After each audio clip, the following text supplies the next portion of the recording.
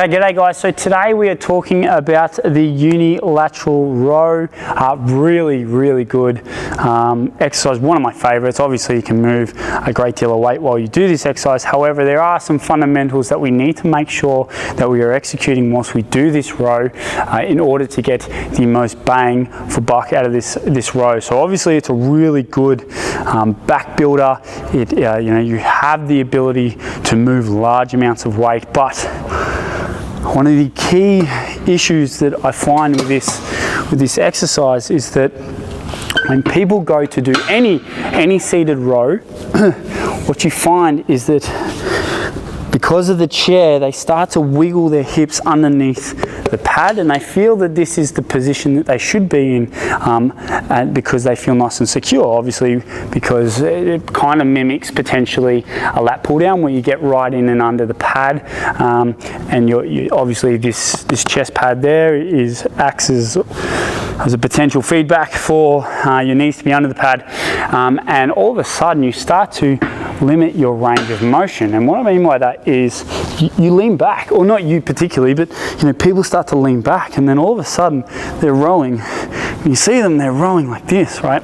And what happens is they put a lot of stress on the lower part of their back, and they also open themselves up for herniation, because if you're in this position here and you're rocking back, all this force is being driven, you're counterlevering, so you're pulling this way, but this force is being driven out through your stomach, so you're opening yourself up for potential injury. Now, what also can happen too is that depending on the position of this pad, it starts to dig up and into your diaphragm. So, and what we know about our diaphragm is that our diaphragm is how we breathe. So it's the muscle that draws the lungs down to fill them up, and then as it relaxes, we breathe out. So draws and down. But if you're exercising and this thing's up and in your diaphragm and you can't draw oxygen down, what chances have you got to actually execute the lift 15, 20 times? If that's your rep range, potentially you might be able to hold your breath for 10 to 12, but I think that anything above 15 to 20, you're going to need to take a breath at some particular point in time. So, and look, if you just think about it as well, whenever we do, say, a dumbbell row or a barbell row, we're up and over the bar. So we're up in this position here, and we're coming forward, so our chest is meeting our hands, okay? But again, common mistake. For whatever reason, people think that they need to sit back in this exercise and rock back, even though there's a chest support here for a particular reason. So let's talk about how we actually want to execute this lift.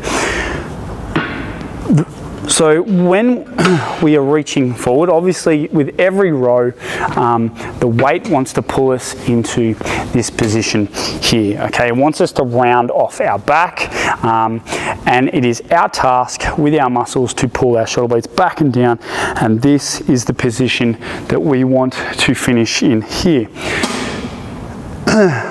People argue and they go, you want to reach as far forward as you can and come all the way back up. That's great if you've developed the skill and the ability to be able to keep tension under your muscles whilst you're in this position, okay? And we'll talk about this a bit later on. But the issue most people face is that they don't actually find that tension. They don't have tension in their back while they're executing this lift. So your first point of call here is you want to find that tension, and the way you find that tension is pulling your shoulder blades back and down. So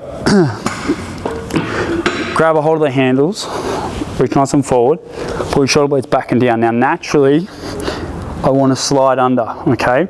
It's wanting me to go this way. Now it's on me to make sure that I position my feet in a way whereby I'm not going to fall under the pad. I'm going to keep my chest up and my hands forward. So again, shoulder blades are going to go back and down.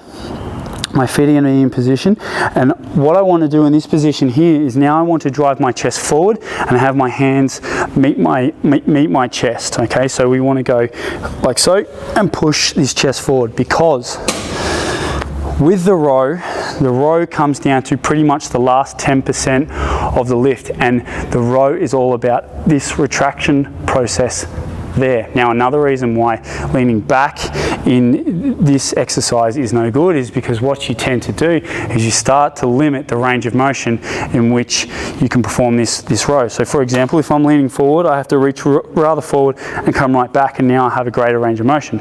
Okay, but if I lean back and pull there, you can see that my hands already start closer to my body, and I'm only ever going to go as far as where my body is.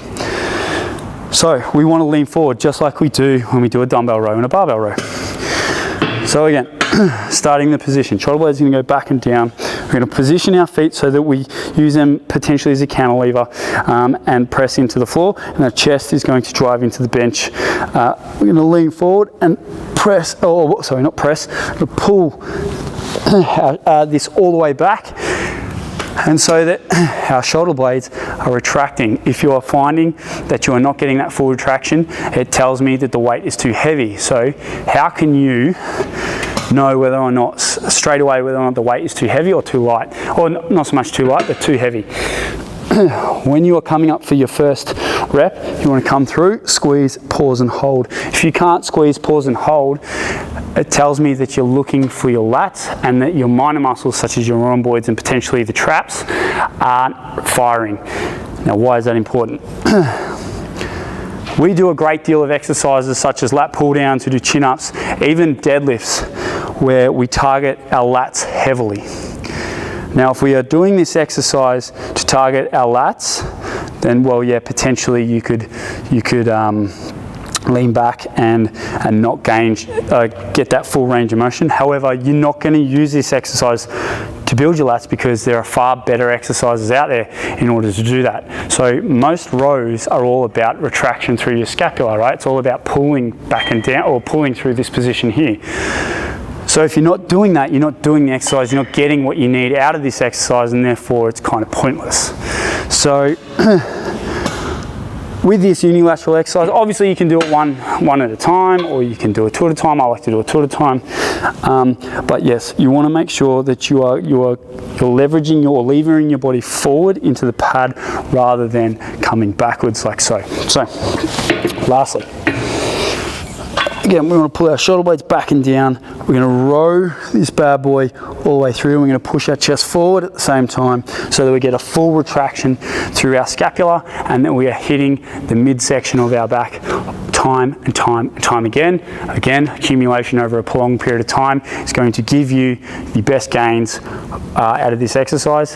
Hand position, height, high, low, whatever. Look, it's genuinely a determination upon comfort. So if you are wanting to pull a little lower, you can. If you want to pull a little higher, that's also fine, but it does come down to your retraction, pushing your chest into the bench, pulling your hands back at the same time to meet your chest. And that there, team, is how you go about doing a unilateral row.